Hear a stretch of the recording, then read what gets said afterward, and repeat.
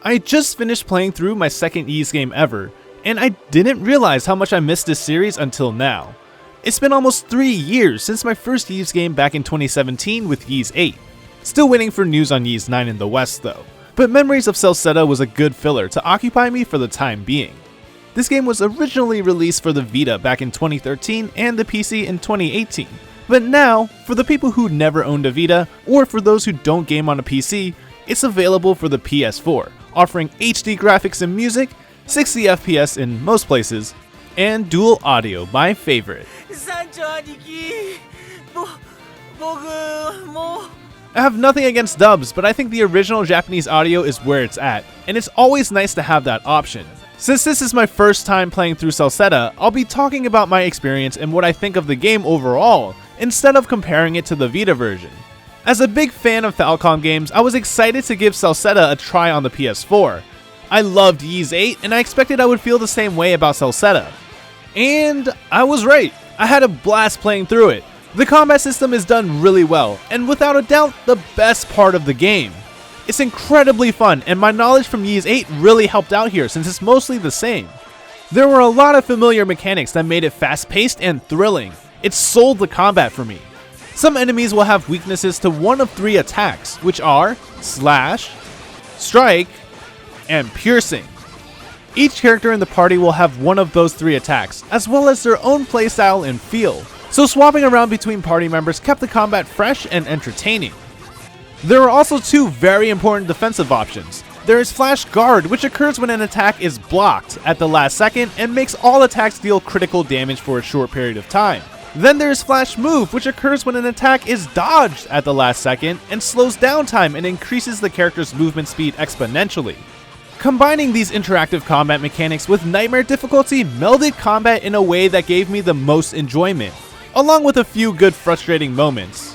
Sometimes I was angry that I kept repeatedly dying to bosses because literally missing one dodge or block can mean a character being erased.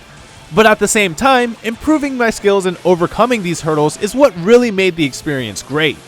It helps that the control of the characters feel good and they always did what I wanted them to do. Every time I died, I knew it was because I was too slow or fast with my defensive options, causing me to get hit. The only downside is that Celceta takes place before Ys 8, which is where the characters learned how to jump outside of skills. I kept trying to jump for air combos and be reminded that, oh right, I can't do that. The camera movement is also automated, so it can't be adjusted outside of zooming in and out, which can be annoying. Being able to adjust the camera freely to look at environments or characters at different angles is something I'm used to, and it was a little disappointing I couldn't do that.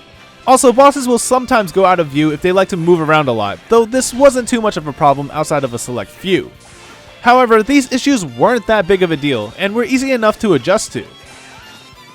The progression system was another part of gameplay that was done well and also helped improve the feel of combat by adding noticeable strength increases. Having weak gear was punished by making it much more difficult to defeat monsters, and the longer it took, the more likely mistakes were to be made, which resulted in death. Though this also made me really poor since upgrades were expensive. Weapons and armor can be upgraded using different materials found in the wild or with minerals made from ore. There are 8 different traits that can be improved that will strengthen equipment. For instance, one of the stats Absorb will add lifesteal on weapons or health regen on armor. Another stat has to do with luck, which will increase critical hit chances on weapons or increase dodge chance on armor. This allowed for some variety in builds where I had to pick which upgrades to go for or which new equipment I could skip out on buying because money was hard to come by. This factor combined with the high difficulty made each decision to upgrade or skip matter and felt worthwhile.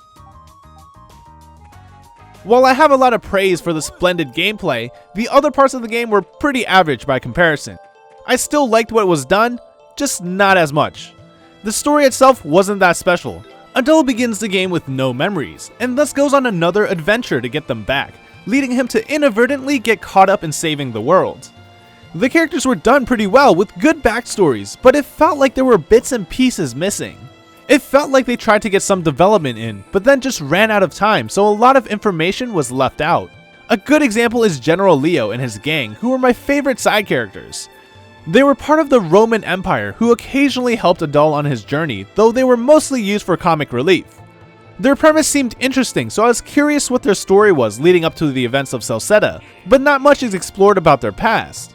The main cast's backstory was done pretty well, but they didn't get rounded out in the ending. It felt like they had no closure and the game just abruptly ended. For instance, Karna had an intriguing backstory as the only female warrior in her traditional hunters and gatherers tribe, and her skills surpassed most of the men. Ozma was another interesting character that had a long kept secret in his village that no one knew about. They both had issues in their home that needed a more proper resolution, but nothing was given. Adal, who is the main character in all the mainline Ys games, is a little different since I know he just moves on to his next adventure. However, Celceta was important because it gave more context on why and how he became an adventurer. As I collected more of his memories, I gained some insight into who he was as a child in his home village. But there were only a handful of memories, causing it to not feel like there was significant development. It would have been cool to see more about his home and more detailed events leading up to his departure. Similarly, some of the villains were superficial and flat, making it difficult to connect to them on any level.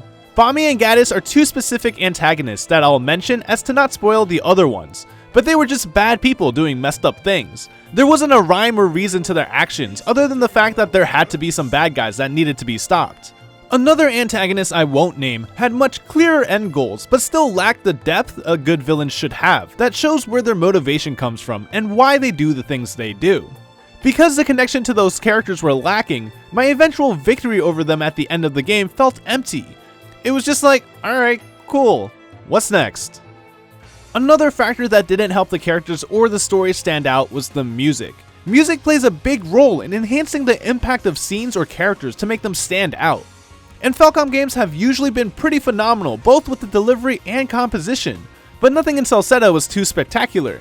While the music did feel appropriate during gameplay, like when exploring different environments or during combat, it didn't create that feeling of awe or tension. Music taste is really subjective, but I think the instrument choices and melodies were the main problems. I usually have at least one or two songs that I can play in my head after finishing a game, but with Celceta I had none. Despite it falling short in some areas, Celceta was definitely worth playing. While combat is its biggest strength, the other shortcomings aren't terrible, and didn't take away enough from the overall experience for me to hate it. It does show its age though, as it was originally released back in 2013 for the Vita. Coming from some of Falcom's more modern games, it's very easy to see the difference, especially when it comes to graphics. But still, it's not a drastic downgrade, and the visuals still hold up very well since the Vita was a pretty powerful system for what it was. After all, Vita means life.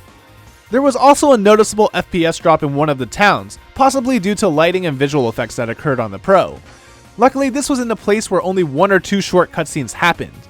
Outside of that, I never really had to come by the area too often, so it didn't affect me much. Otherwise, the game ran very smoothly and without issue. The time I spent playing Celceta was well worth it, and it kept me up at night with the adrenaline rush from combat. I thoroughly enjoyed playing through it, and now I'm looking forward to the new Ys game more than ever.